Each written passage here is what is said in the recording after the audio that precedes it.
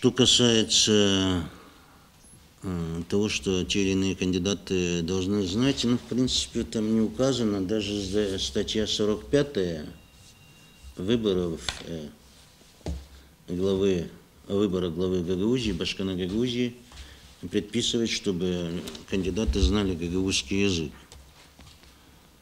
Почему? То есть ЦИК обязан был это проверить, поскольку закон обязывает. Как проверить, учитывая, что в законе не прописана процедура проверки, то ЦИК, согласно общим правилам, это предусматривает в своем регламенте. Я не знаю, ЦИК предусмотрел или нет. Этот вопрос не только поступил сюда, но я, в принципе, с некоторыми кандидатами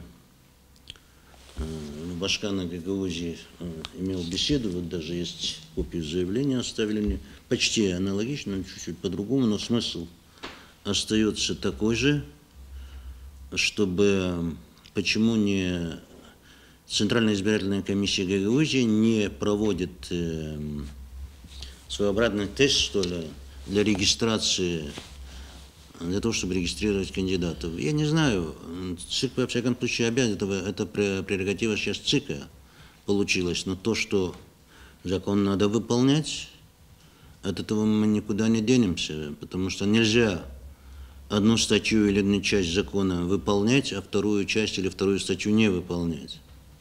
Это нонсенс получится. Поэтому я думаю, что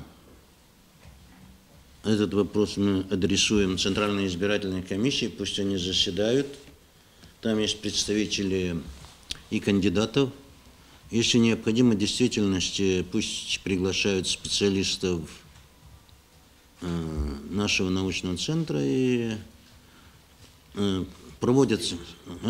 Ну, тест какой-то проведут, потому что закон требует, чтобы знание языка. Правда, уровень не определяет закон, но знание предполагает действительно хотя бы на уровне бытового разговорного, чтобы человек знал язык. Не обязательно, чтобы он знал в совершенстве.